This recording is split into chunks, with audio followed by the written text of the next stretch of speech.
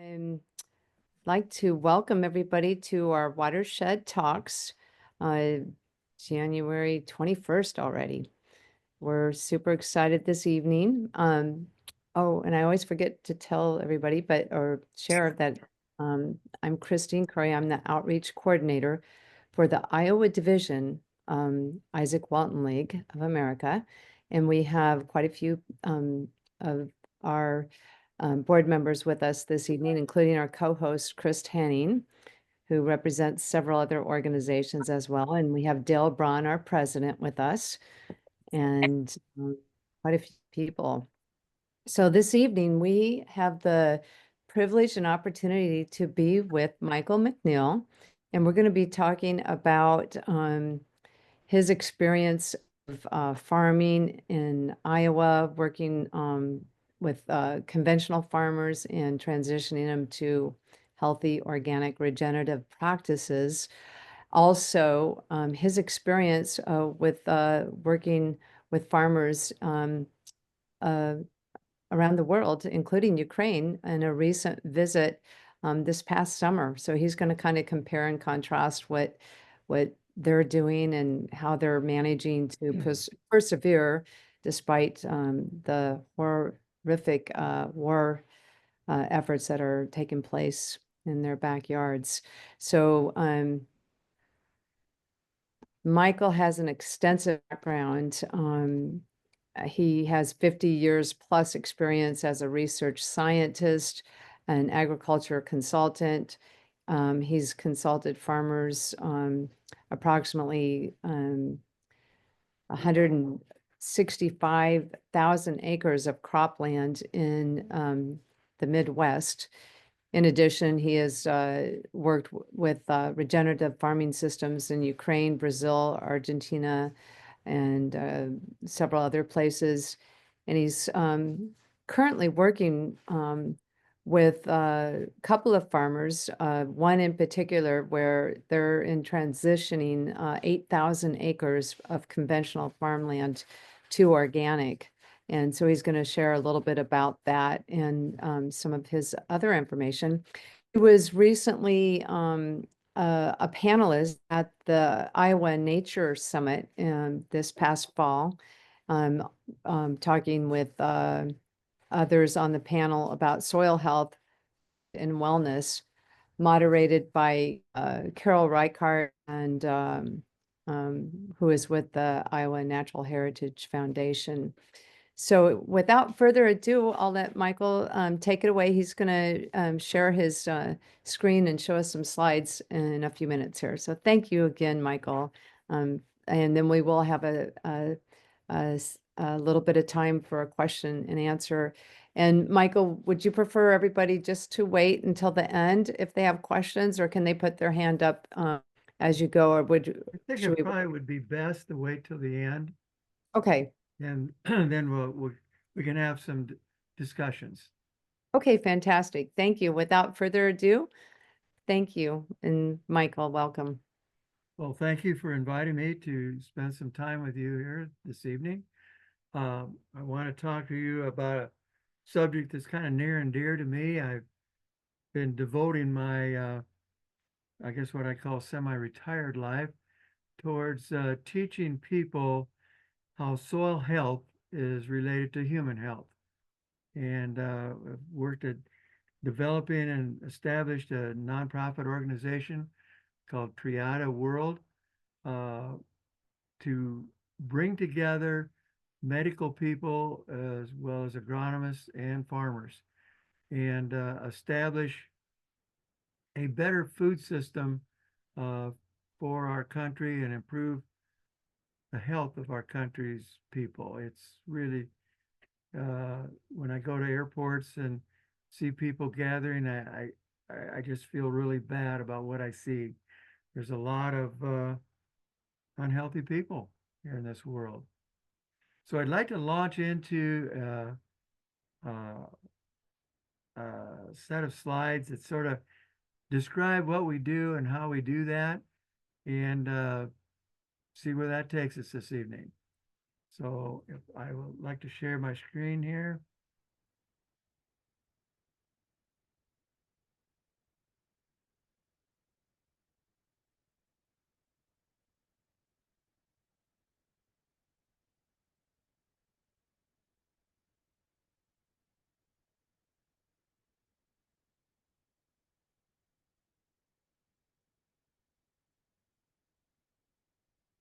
Okay, I'd like to talk about organic farming. In our community, we had about 6 years ago, we had roughly 2,200 acres of row crop organic farming going on. That's in Kossuth, Palo Alto County area. And I was considered to be quite a bit. Uh, but this past spring, the latest count, we planted a little over 100,000 acres. So it's growing and growing very rapidly. Uh, there have been issues and problems with it and a lot of successes with it. But one of the things that I've been concerned about as we move into organic farming, how do we do that in a way that improves soil health, increases the nutrient density of the products that we're producing from those fields? And so what I'd like to talk about tonight is what I've named a regenerative organic farming system. That's a farming system that restores microbial life, improves mineral balances, and improves the soil structure in a very holistic manner. It'll also meet the organic certification standards. So a lot of big words and descriptions, but I want to get into how do you do that? What are some of the distinguishing features? Well, one of the things is you increase beneficial microbial life in the soil. We don't hear people talk about that very much, but it's all those little critters in the soil that are feeding our plants. If you want an idea of how many there are, the food that it takes to feed them is what it would take to feed 2 elephants per acre. That's a lot of stuff. If you've ever had to feed an elephant, you did a lot of carrying of food. So we need to get that much food into every acre every year to keep our microbial life working for us. Another distinguishing feature is that it increases the worm populations in the soil. And the worms do a lot of good for us in that they open up the soil, improve soil aeration, and improve water infiltration. Another distinguishing feature is it maintains proper nutrient ratios for the crop that you're growing and for the microbes that feed that crop.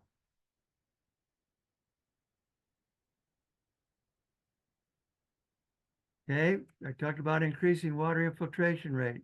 That is vitally important. In a majority of our soils, we're seeing too much water runoff. Not enough is infiltrating into the soil.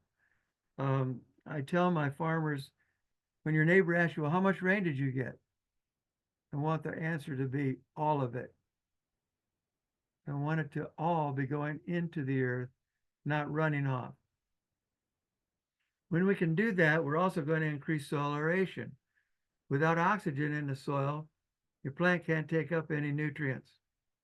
So that's very important. Our aeration is good. And to get that, we need to improve the soil structure. So we need better polysaccharides in the soil and glomalin producing bacteria. And these may not be all big words that you've never heard of, but they're ones that are very, very important to us. Once you get that soil structure and have it right, a lot of other things really come together. So what's the benefit of doing this?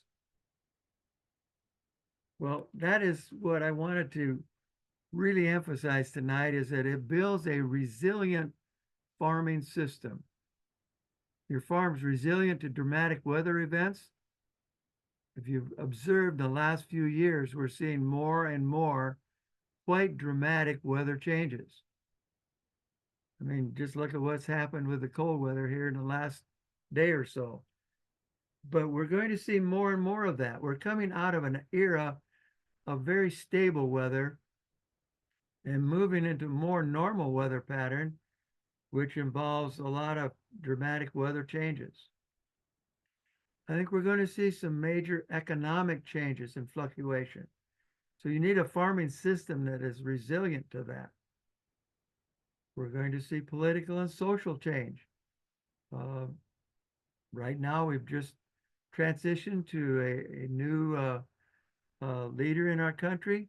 It's probably going to have some political change, and probably some social changes. Is your farm resilient to that?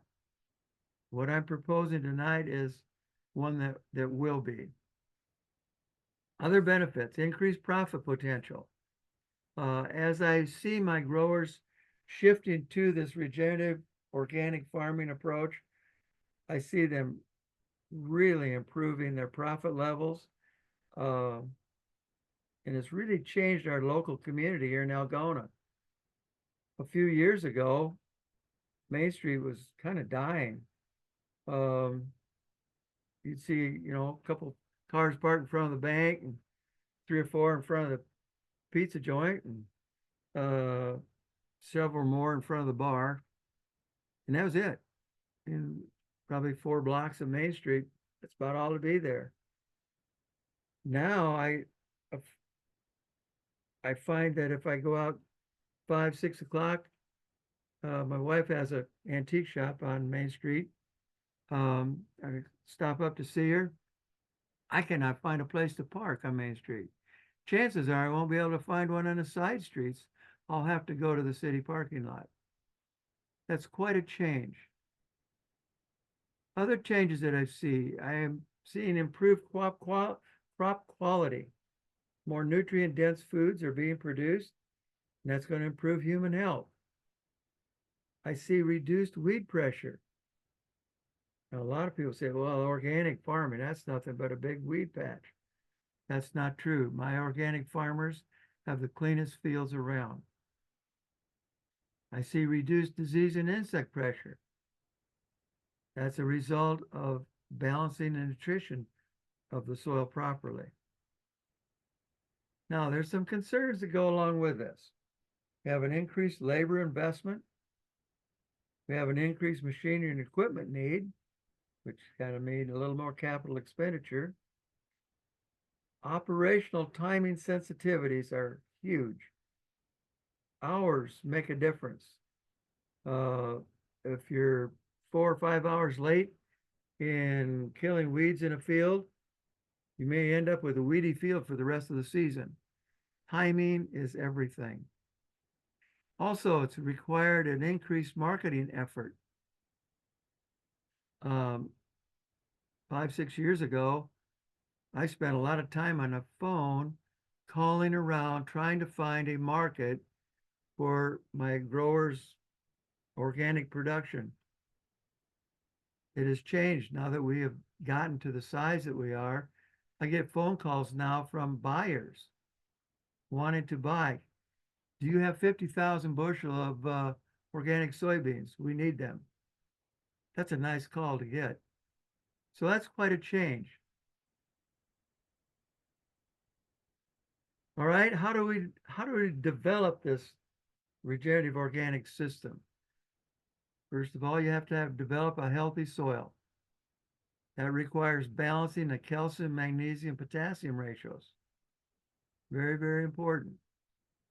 The next thing, you have to assure adequate levels of micronutrients. And you have to provide an energy source for this soil life that I talked about. Remember feeding those 2 elephants. Very critical. I propose that you do that before you enter into your transition to organic farming. One of the key things you're going to need to do, and that's increase your knowledge base. Ask questions of and carefully observe experienced growers, people who are successful. Look at what they're doing. Talk with them. I know farmers are sometimes hold pretty close to vest their intellectual property. I figured out how to do it. And I don't know if I want to share that with my neighbor or not, because he might end up competing with me and do better than me. But by and large, I find most organic growers, particularly the successful ones, are pretty willing to share the information that's made them successful. Key thing, avoid biased advisors. If somebody's selling you something, kind of take that with a grain of salt. They may be thinking their product is the best thing there is since sliced bread. And seek advice from more than one. Find sources that you trust. Do whatever it takes to increase your knowledge base. Then make decisions. I cannot overemphasize how important it is to make decisions. If people sit on the fence until the log rots out and they fall off, probably didn't make the right move. One of the key decisions is I want you to stand in front of a mirror and tell the person you see in that mirror, I'm an intelligent, capable, and a successful farmer willing to make the changes necessary for the success of a regenerative farming system. And then I want you to add the words, no matter what. Now, I talked to my most successful organic producers, and they have done that. They say, I'm going to make this thing work. I don't care if I go down to the coffee shop and everybody makes fun of me or tells me I'm a fool or tells me it will not work. I've tried it, it won't work. I'm going to make it work. And those that say that and do that are very successful. All right. What are the startup steps? Remember I talked about balancing your soil nutrients. Now each crop has a set of biology that works together to keep that crop growing. Most farmers recognize that if you're going to grow soybeans, you need to have it inoculated with rhizobium. Those bacteria feed the nitrogen to that soybean crop and help it grow. So you need to do what's necessary to keep healthy rhizobium in your soil. If you're growing a grass crop, grasses like a lot of nitrogen. So you have to make sure your nitrogen ratios are appropriate. I've talked about balancing calcium, magnesium, potassium. I'd like to see your cation exchange capacity have about 75% calcium in it, about 15% magnesium, about 5% potassium. When you get to that point, your soil is going to take care of itself and you'll have a lot less difficulty in growing excellent crops. Another thing you need to do is manipulate the soil pH to improve the nutrient availability, particularly the micronutrients. This is a chart that gives you kind of an idea of what your soil pH should be. So I put a green box around kind of the ideal area, ranges 6.5 to about 7.2. That's going to make the nitrogen, phosphorus, potassium, sulfur, calcium, magnesium the most available. But if you're short on iron, you may want to lean towards the more acidic side. If you're short on molybdenum, you want to lean a little bit more towards the alkaline side, the higher pH side. But manipulating the soil pH is really important. And we do that mostly with calcium carbonate, limestone. Another way we can do it is with calcium sulfate, gypsum. I wanted to give you just an example of this. Here's 3 soils. They all have the same pH, 6.8. They're perfect, right? No, we need to look a little deeper. Look at the percent base saturation of your calcium or cation exchange capacity. Well, here's a soil A, 68% calcium. Pretty good. I wanted around 75, but 68, that's not bad. Magnesium's 12%. Again, pretty good. Potassium 5, perfect. Sodium 1.5, maybe a little high, but not bad. Your trace elements, all your micros at 1.5, about right. That's an ideal soil that's going to give you high yield crops. Now let's look at soil B, 6.8, 38% calcium. Wow, we're really short there. 42% magnesium, way too much there. This soil is going to be very, very difficult to work with. It's going to tie up micronutrients. It's going to bake like a brick if it gets a little bit dry. Water's going to run off, going to have erosion problems. It's just a real problem soil. So you have to look deeper than just soil pH. Soil C, again, we're short on calcium. Our magnesium's a better level, but look at sodium, 21%. That probably won't even grow weeds. I've seen soils like this, particularly those irrigated out of the Colorado River, get high sodium contents and real problem. I want to show you a picture of what that looks like. The soil on the left, here we see how cloddy and lumpy that is. That's a high magnesium soil. We applied gypsum, calcium sulfate, to this side. Notice how mellow that is. We got the calcium magnesium balance where it should be. Very, very important. However, as we go into what I'm calling regenerative organic, we got to take care of the soil life first. We talked about getting our biological community fed, getting the proper conditions set up so the soil is properly aerated. We got our water infiltration so the hydration is good. We got our minerals balanced. Temperature can be really important. If you have too much crop residue left over, that can keep your soils cold and the microbes will kind of just stay dormant. They won't start going to work for you. You need to have available soluble carbon, and you need your carbon nitrogen ratio correct. If you have a lot of plant residue on the surface, you have too much carbon, not enough nitrogen, the microbes are going to use the nitrogen first and starve your crop.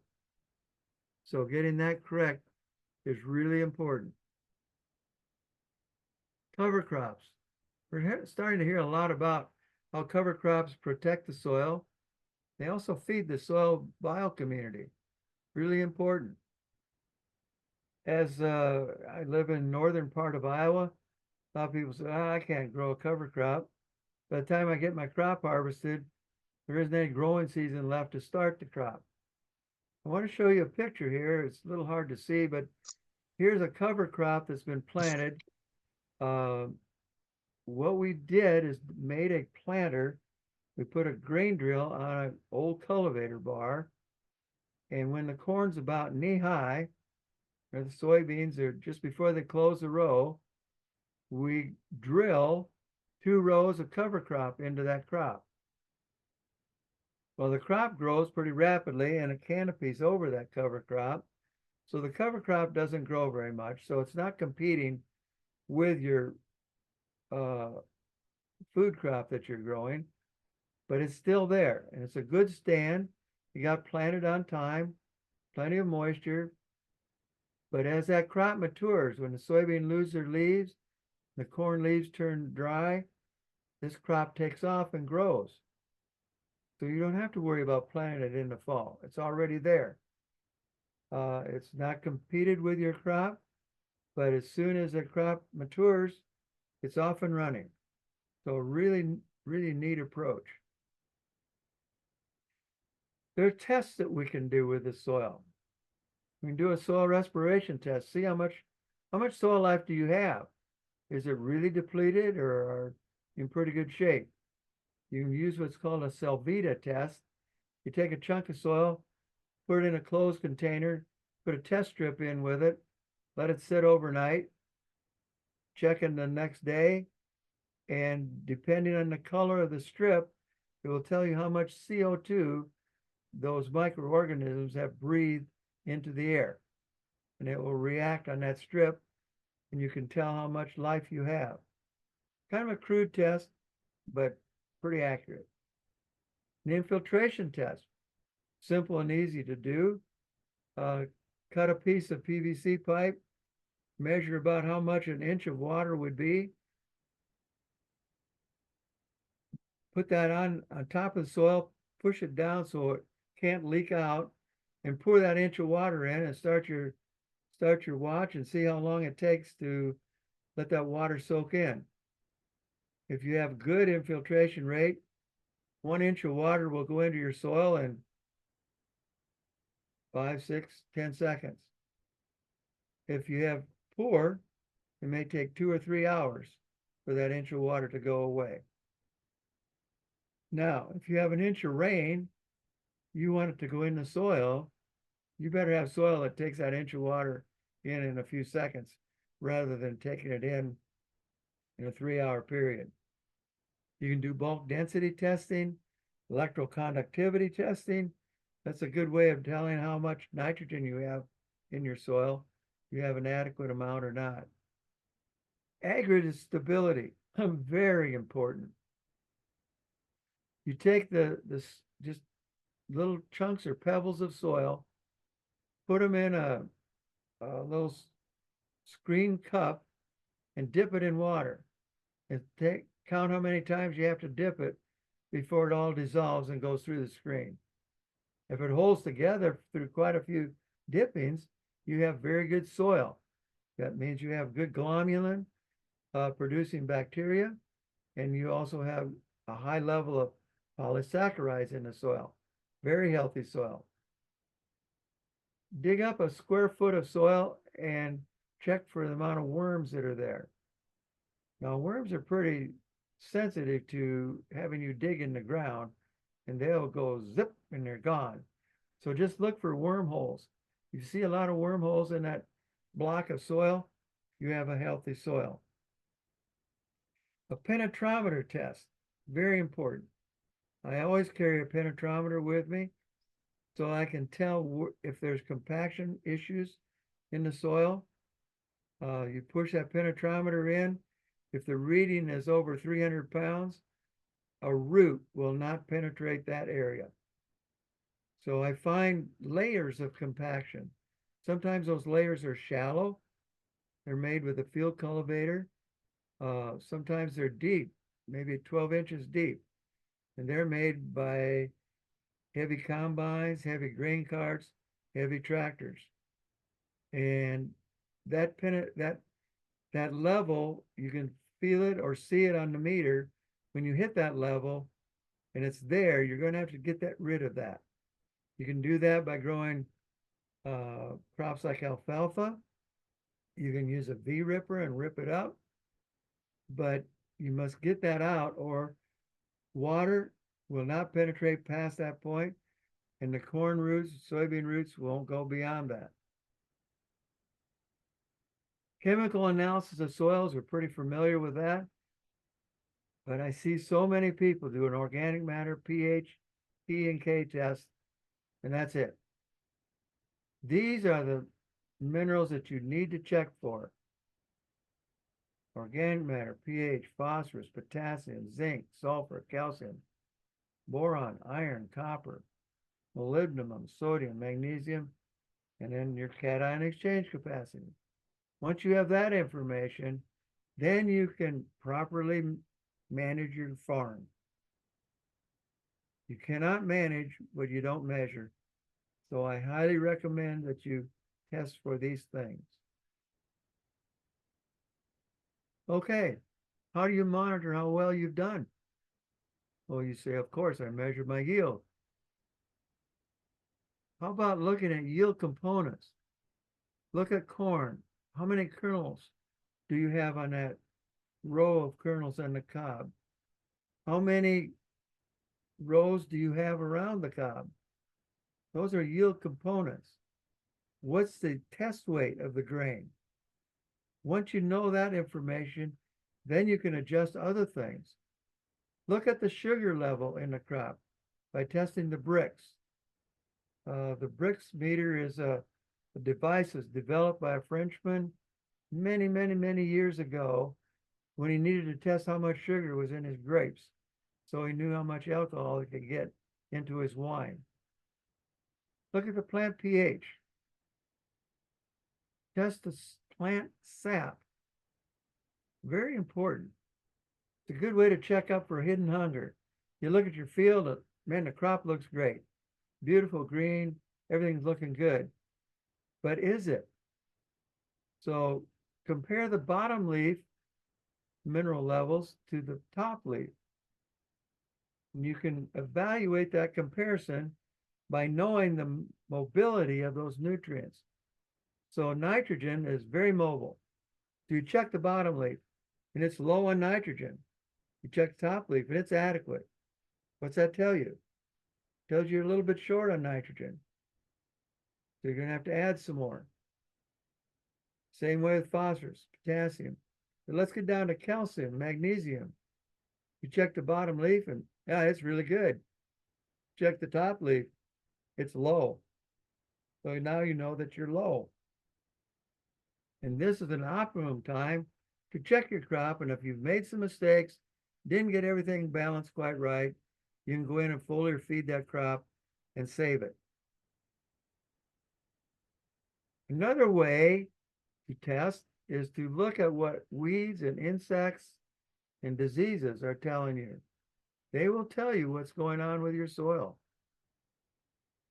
If you use crop inputs that end in side, it means you're treating the symptom, not the problem. So if you're using a fungicide, no, you're killing the fungus that's growing in the crop, but that's the symptomology of an imbalanced soil. You use an insecticide, no, you're going to kill the aphids, you're going to kill the spider mites or whatever bug chewing on your crop. But the reason they're chewing there is because it's unhealthy. Disease and insects are Mother Nature's garbage collector. Much like the wolves take out the weak in the buffalo herd, disease and insects take out the weak plants.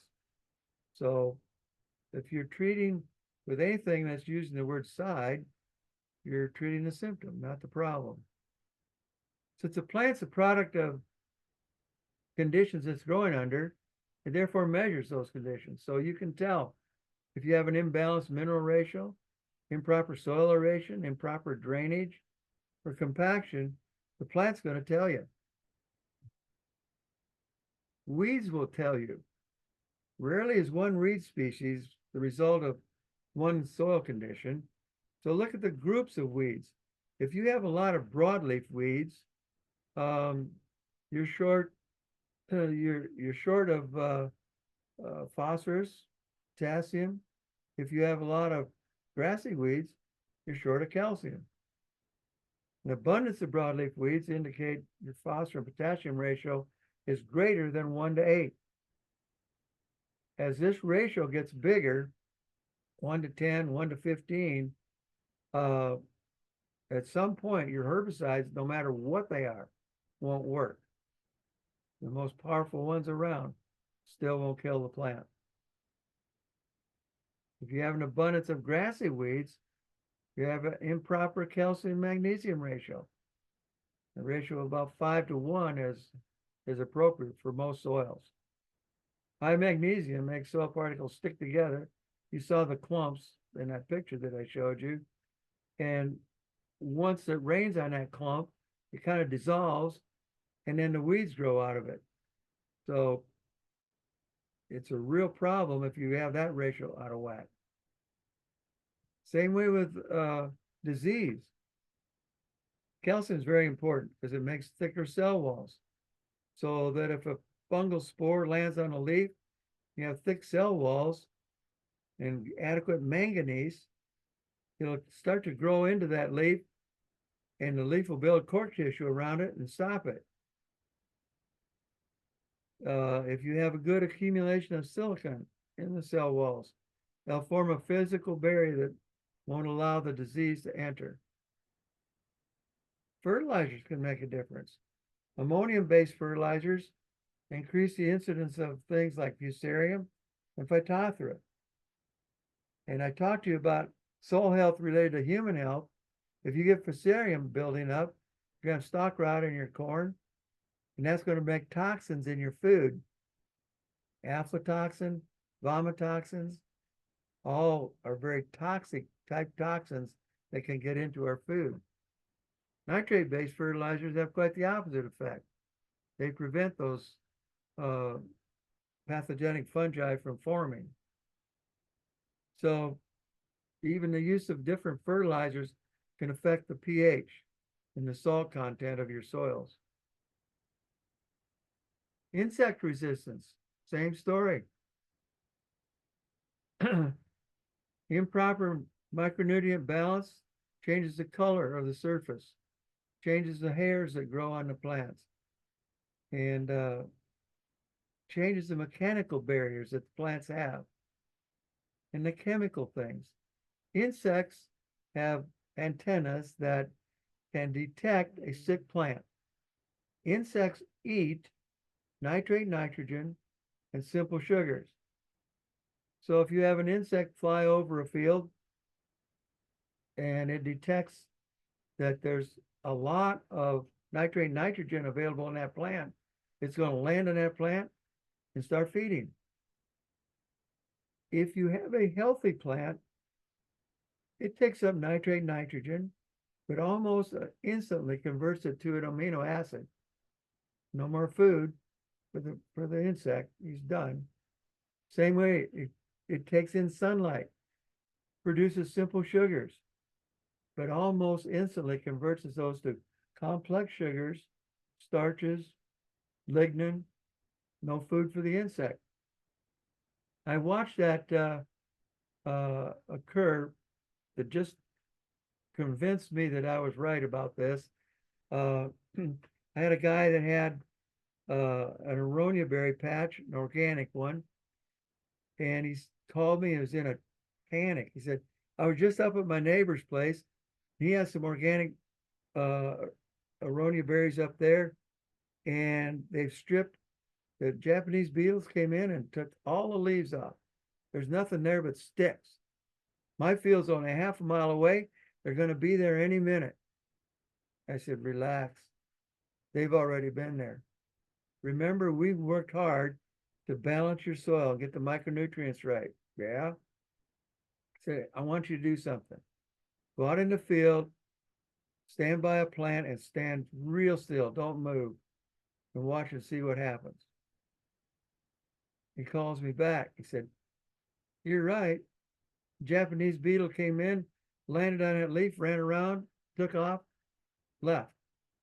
Said, they've been in my field. I said, yeah, there's nothing there for them to eat. So they left. The change in color can also attract insects. I found that boron deficiency reduces the ability to produce flavonoids and other phenolic compounds that ward off insects. Improper calcium potassium ratios create leaky cell walls. That's true even in people. If we have some imbalance, we get leaky gut syndrome. Plants are no different. So if you want to improve the profitability of your farm, pay attention to what the plants and soil's telling you. They always tell you the truth. So I took this information to Ukraine this summer. Really interesting trip. Met with a lot of farmers there. We visited 27 farms, traveled about 4,500 miles. And on each farm, we dug a soil pit because we wanted to look at the crop and look at the roots. Now, these soils are very similar to the soils in Iowa. So I felt right at home. It was amazing. Looked just like I was at home. It's probably a little drier, but other than that, the same, except these soils have been farmed for thousands of years. The soils here in Iowa have been farmed for what, a couple hundred years? So they were different in that respect. And these, what I'm going to call heavily farmed soils, showed some problems. The micronutrients were deficient. They were tied up. The soils were pretty heavily compacted, very difficult for water to penetrate these soils. So it was really exciting to see what could happen to our soils. These farmers were very interested when I explained to them how this all matured and what impact this had had on them. We had a group of scientists uh, from several different state universities. I represented Iowa, and we each talked about and explained what we were doing to help alleviate these problems, and found it very, very fascinating. Uh, I'd have groups of like 75 or 80 farmers show up at a farm just to listen to what we were talking about. Here's a sunflower field. Looks beautiful, doesn't it? Very uniform, perfect. That field was short of manganese. And because it was short, it had an infection of black foam disease. The bottom 6 inches of the stalk was turning black. This field will probably be dead in 2 to 3 weeks. Just a disaster. And we explained how changing just that one micronutrient would have prevented that disease. The next field we went to, oops, um, sunflower field. Notice it's a little farther along. It's in bloom. Very healthy field. No, no black phloem disease. He had foliar fed this field with manganese, and it was doing extremely well. No disease. To just remind me that we were in fact in a war zone. You see the smoke in the background? That was a missile strike. I think it's about 2 miles away. Well, a miss is as good as a mile, right? But somebody suffered some damage as a result of that. Kind of sad. Um,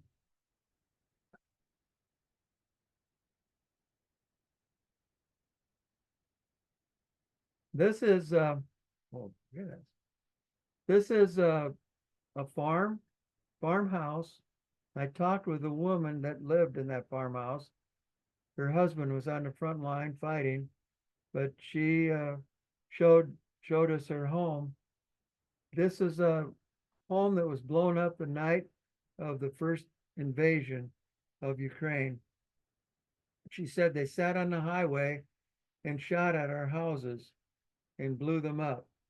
And she escaped out into a wheat field and hid in the wheat field um, and saved her life. I don't know how she got out of that place alive, but she did. This is about 50 feet from that house you just looked at, the new home that was built by a foundation from the US that's helping them rebuild their lives. And she was so happy and spoke so favorable of the US. And what I found fascinating, she did it in almost perfect English. Uh, I, I was, when I first went there, I thought, how am I even going to get along? I don't speak that language at all.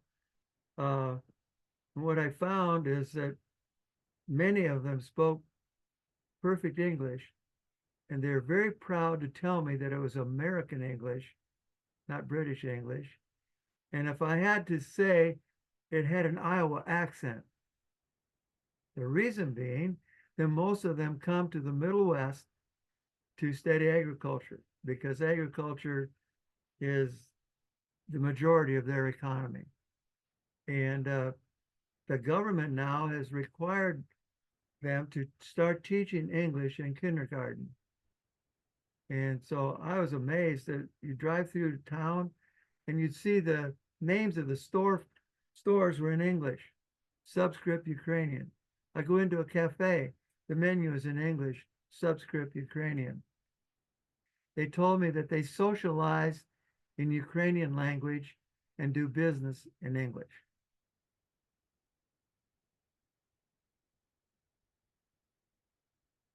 This is a picture of what's left of her farm machinery. She's waiting for the salvage people to come and pick up the old iron and pay her for it. But she had nothing left. She was able to plant a garden and she was feeding her family with that garden. But her farming was pretty much drawn to a halt.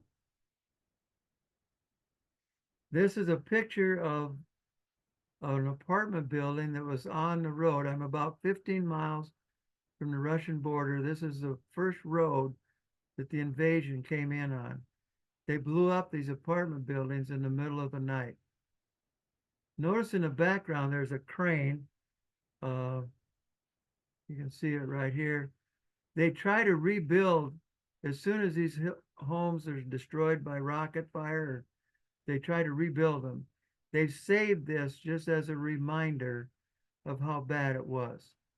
All these people were asleep in that apartment when they struck it. Across the street, this is what it looks like. Notice this is being rebuilt, but it's a very modern society, very beautiful modern buildings that are getting blown up. And a stark contrast from that blown up building to that. That is just a brief, quick tour of what things look like in Ukraine. I have many other pictures, but not much time. So at this point, I'd like to entertain any questions that you might have. You can maybe put those in chat, and Christine then can repeat them. That sounds great. Neil, can you I will. stop sharing your screen so we can There we go. everybody back? Oh, thank you so much. That was really amazing. I just very, very compelling information that you shared. And I'm sure that we have a few comments.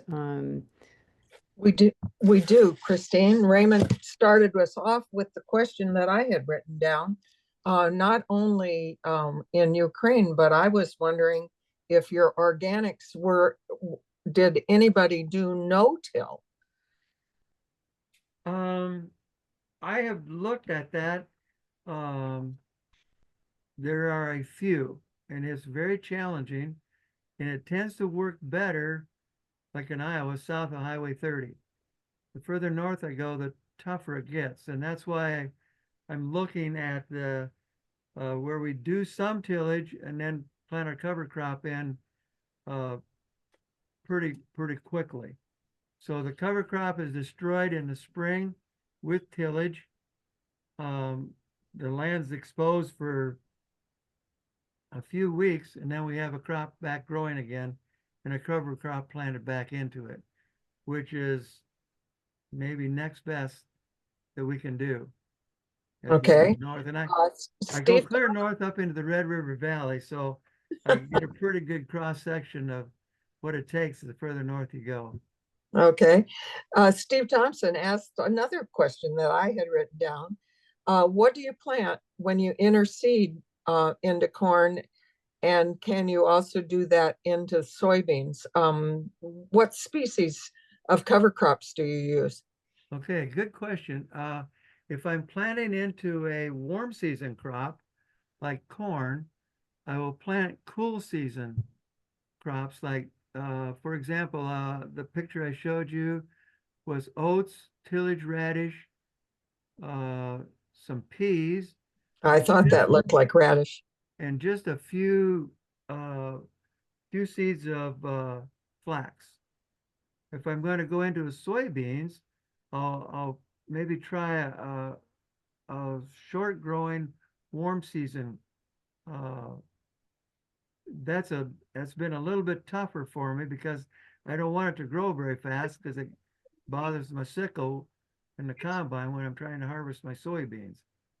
But I've been able to successfully do it particularly if you use narrow row soybeans, because it canopies quickly and suppresses the cover crop growth. Okay. There were a couple of places where it did look like no-till.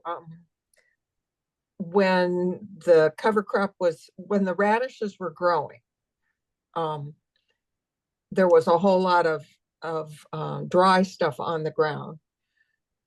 Yes, when I do terminate that cover crop, I work the ground very shallow, and so it leaves most of the residue on the ground to protect for wind erosion and water erosion. And remember, I've improved my infiltration rate, so what rain does occur goes into the ground very quickly. That's all part of the regenerative portion of organic farming. Not all organic farming is regenerative. Okay. So Mike Carberry asked another question. Do you use the Haney soil test protocols for water infiltration and that kind of thing? That works pretty well. That's a good quick test to give you an idea of where you are. I use that quite a bit, yes. Okay. And Christine wants to know, what do you use to terminate? She's used to all of us saying, oh, we have to use glyphosate. What do you use to terminate? Is it tillage only? No, I use Mother Nature mostly. I'll plant crops that winter kill. And so if I get a really good growth in the fall, like on my own farm, I have my oats, peas, and tillage radish were, I'm going to say they're almost knee high. They're a good foot tall or better. That is I mean, it was a heavy mat. And by planting time, I could no-till plant right into that. The worms had pulled all of that residue back down into the soil. There's nothing Really? there. And so that's my favorite terminator is Mother Nature in the cold weather. And boy, she's doing a good job of it tonight.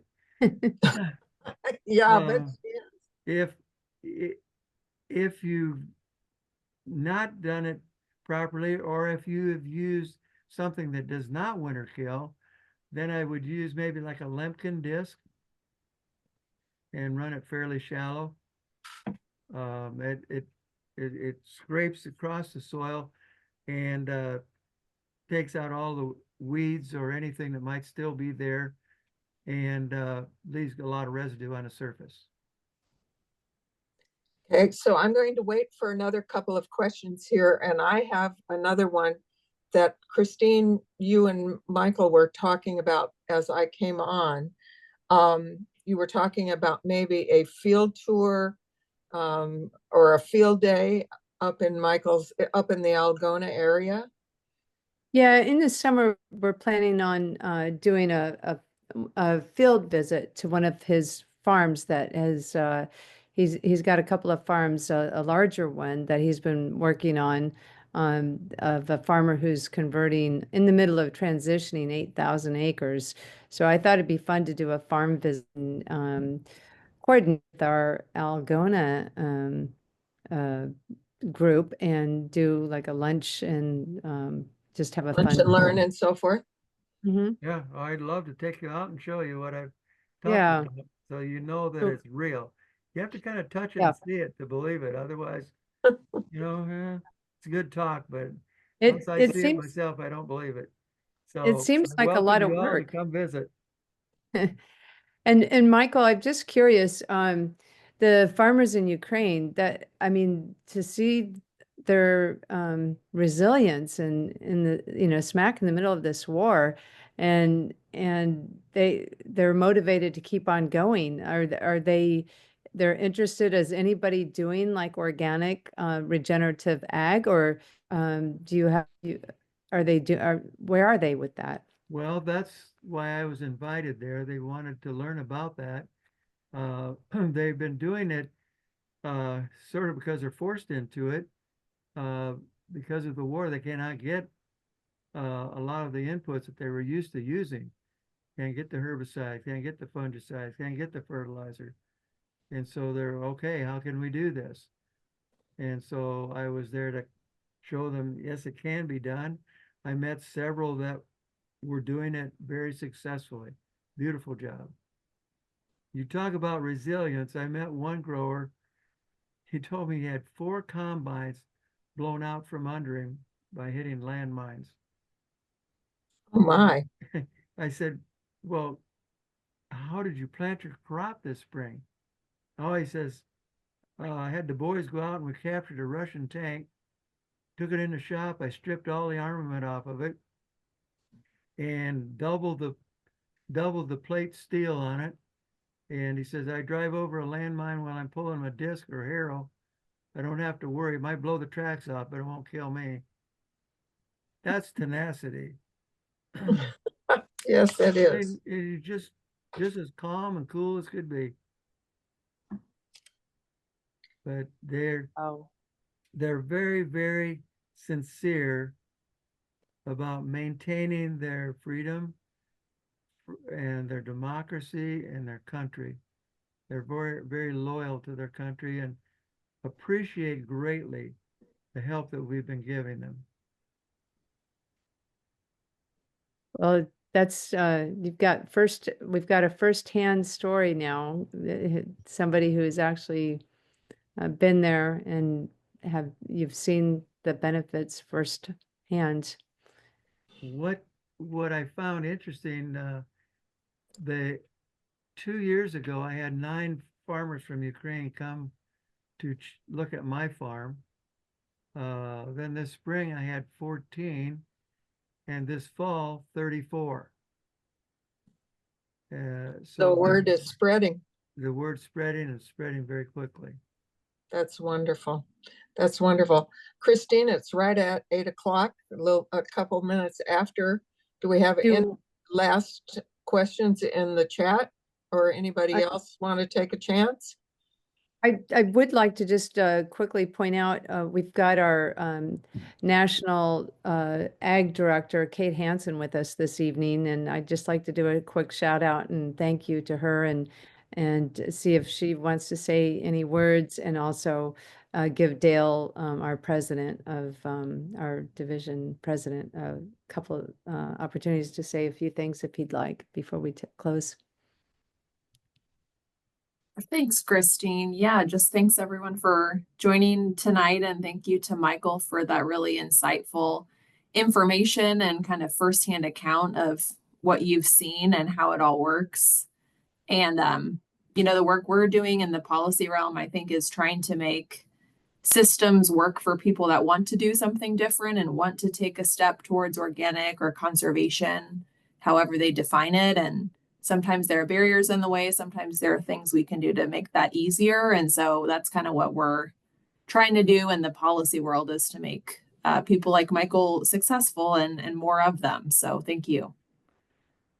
Thanks, Kate. Yeah, I want to echo Kate's remarks as well, Michael. I really appreciate your knowledge and your ability to express that knowledge so that even a non-educated person like myself can understand what you're talking about. So I do appreciate that. And then I do appreciate everybody in attendance tonight. It's a good crowd. We do these once a month, as Christine has pointed out more than once, and we would encourage people to sit in on our Watershed Talks and learn more about our conservation process that the Izaak Walton League is putting forth. So thanks again, Michael. You're Yeah. welcome. Thank you for, very much. And letting me Don, spend some time with you. yeah, we really appreciate it so much. Don Huber just popped in. Don, we're just finishing up here. So Don Huber is another scientist who has worked closely with Michael over a period of quite a few decades. So Don, we're just finishing. So I know you just came off of another meeting, but I just wanted to acknowledge you. So thank you. Yeah, Don Oh. traveled with me, so we were side by side in all of those events. That's fantastic. Well, gratitude again, Michael. Thank you so much for taking time out of your busy schedule. And thanks, Chris, for always being with us too, with your busy schedule, and everybody else. We're super grateful to have everybody here. And thank you again for taking time out of your busy schedule to be with us this evening. And we'll see you hopefully next month. Thank you. Thanks, Christine. Have a great evening, everybody. Thanks, everybody. It was great. Thank you. Sorry I missed it there. It's Hi, Don. it's recorded, so you'll get to see it. Thank you. Appreciate that. Thanks. Have a great evening, everybody. Thank you.